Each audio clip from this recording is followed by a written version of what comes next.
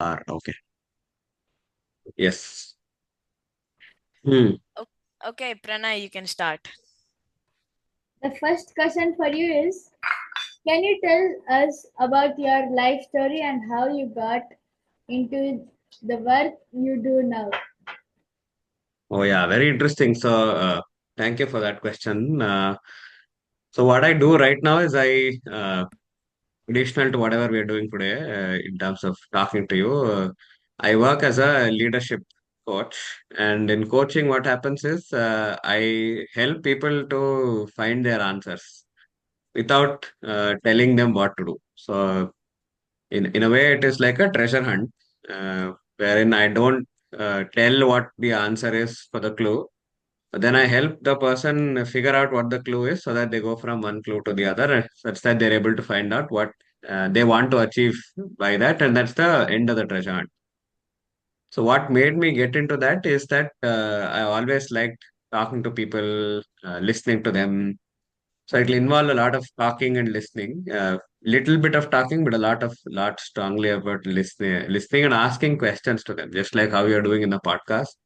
I ask them questions, and by asking them questions, they're able to get their answers. So that's the Were work you I do. I love chatting with people. So I don't know if I answered that the way you wanted it, but that's my answer. were you forced to be the leadership teacher right now, or did you want to be one? I wanted to be one. Basically, it did not. It's not like I wanted to be a leadership coach. It's like "Mera beta engineer banega," nothing like that. No, I didn't want to be a coach at all because I didn't know what coaching was. So I didn't know that there was something called as coaching. I got to know about what is coaching about 2 years back, Hmm. and that's when I understood that I like this very much. And that's how it is. So I love working with people because I get to work as a coach with very interesting people. So I'm working with you, then there are different people from different parts of the world that I work with. I work from home, so I definitely like it. So it's not that I wanted to get there and I got there, but now that I know it, that this is what I do, I like it. I see. Pranay, do you Mm. want to continue with your second question? Yep. So the second question for you is, what kind of things do you really enjoy doing when you are not working? I like reading. I have a lot of books at home. I love reading, and possibly an entire library full of books I have at home. So enough to fill both these stuff. Those many books. So two wardrobes worth of books. A lot of it are novels. Most of them are mysteries and thrillers. So I love reading. I also love gardening. So we have a small pot system, about 20-25 pots at home. So I usually go and put water to those plants, deweed some of them, look at all the yellow leaves and take them off. That's something that I like. Photography is also something that I like. So I take pictures. Yeah, so those three are things that I like to do when I am not working, and also writing. So I write stories, I write poems. Poems is a little easier to write. I write it in about 5 to 6 minutes each poem. So it's very easy for me to write that, and that's something that I like to do when I'm free. And yeah, if somebody is taking me out for lunch or anything else, I also like that. So as long as it's a vegetarian, I like to eat interesting foods. Hmm. Okay, Samrat. this is it for Pranay's part. Hmm. For the third question you're gonna answer for today, what keeps you motivated and inspired to keep what you're doing right now? Yeah, motivation and inspiration is very interesting question. So motivation is that I want to do a lot of these things. So the people that I work with, they come with some uh, situations and say easier extent, if I have to put it, some problems they come with. And what Mm-hmm. happens is that I work with them to solve it themselves. So they solve the problem themselves, and that gives a lot of satisfaction at the end of the day. That I have helped people in times of their need. And also one person that I help with, and one happy person that goes away from coaching after about 3 or 4 sessions with me. They are actually helping the world become a kinder place. So that's something that I actually enjoy very much. That satisfaction and the joy of enabling people to make it happen. See, even now, so we didn't know each other possibly 2 months back, and now we are doing a podcast together. I don't know what will happen because of this podcast that you're doing. So that way, yeah, I like to see what possibilities will come out of the conversations that I have with people. And there are some good conversations and good possibilities, and they go home after the session very happy.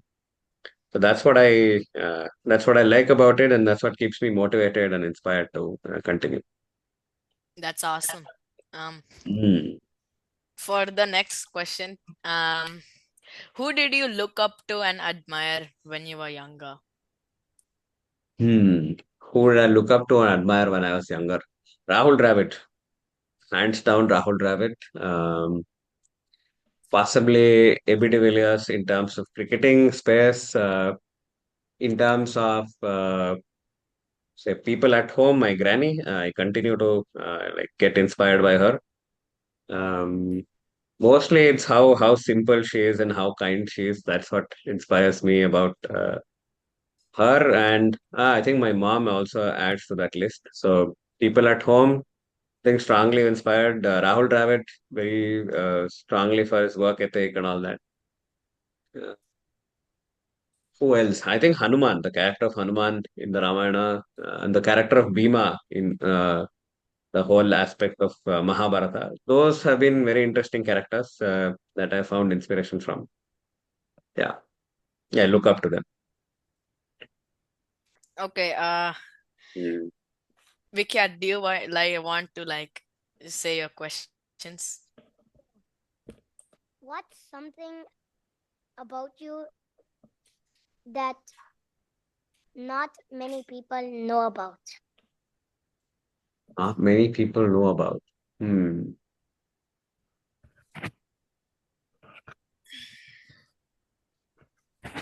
Well, they think that I don't get angry, but I do get angry at a lot of times. But I don't tell it out. I don't scream it out. I don't express it at times. But I do get angry at many things. People think that I'm a very calm fellow. That's awesome. Mm. Uh, the The sixth, sixth question for you is what Mm. is your biggest fear? Biggest Fear. fear. fear. Okay, fear. Okay. I have got bitten by dogs. One dog when I was very young in my kindergarten. So it was a mad dog, and it also bit about 16, 17 people in 3 days in my locality. And I had to take 7 injections, like big injections, like this big injections when I was in my kindergarten. So I am afraid of dogs, afraid of water, afraid of heights. These three are So big, big. you're Hmm? sinophobic. You're sinophobic. Yeah, correct.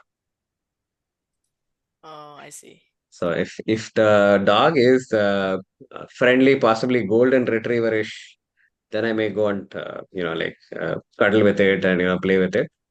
But I will always maintain safe distance between me and the dog. Do you feel uncomfortable when you're near a dog? I think as long as it is minding its own business, I'm okay. But I'm always on the lookout for what's that dog's behavior. I So if see. it's What if the it's tail tied up? wagging, tied up, I let it be tied up. I don't have to rescue it or anything. So if it's barking, I know it. Sometimes is it giving me eye contact? Is it growling? Is it coming near me? Is it minding its own business? Is it sleeping? So my radar is up. Yeah, as soon as I see a dog somewhere, I my senses are a lot more acute. Whether that's a it's in a aggressive position, it's a safe position, it's a sleeping position, whether it's any danger to me. So it'll become like a war kind of a situation for me to say, oh, can I be attacked from here? Can I look at it from there. Is the dog friendly? Is the dog not friendly? So I try to do my own analysis as soon as I look at a dog. But it's not uncomfortable, but there is a heightened sense of awareness about everything there is. What's the like what kind of dog breeds do you prefer that don't bite? Yeah, I think Labrador, Golden Retriever. I think those two. If it is there, then I have no problem. I see. Uh, Mantra, do you want to say the seventh question? Yeah, I'm gonna tell the seventh question. What's the most funniest or embarrassing thing that ever happened to you?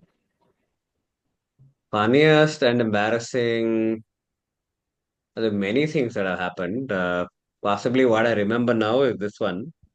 So, because you're kids and you said you had tests and exams. So one day I had asked my friend. So in ICSE, we used to have a lot of tests. So I think it was ninth standard or something. So one particular Saturday, they had said the exam is from 2 o'clock to 5 o'clock. And the next Saturday, the exam was from 9 o'clock to 12 o'clock. So I had got the dates mixed up.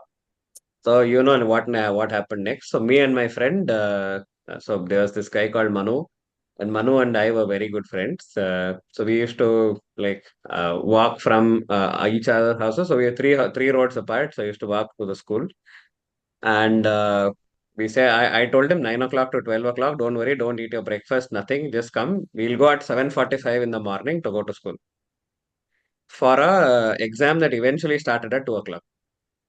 So none of us had money in our pocket, and there was no canteen in the school. So we reached there. The security guard lets us in, saying, "Okay, there's an exam." He lets us in. He doesn't know. So there are many exams that are going on. He lets us in. We go there. There's nobody in the ground except for two or three people who are running around here and talking and chit chatting. Some of them are seriously studying. So 7 o'clock, 8 o'clock happens, 8:30 happens, 9 o'clock happens, and 9:30 happens. So we are not allowed to go upstairs. And 9:30 or 10 o'clock, we realize that we are there for a 2 o'clock exam from 9 o'clock. Yeah. And at around 12:30, we were like ridiculously hungry because nobody had eaten. And then we had to go to another uh, standard. So go and meet one of the old teachers who we knew and then say this is what's happened. We can't call our parents because at that point of time there was not like phone, etc., nothing. Nobody would have been at home anyways at that point. Mom was out, dad was out, grandparents are out somewhere.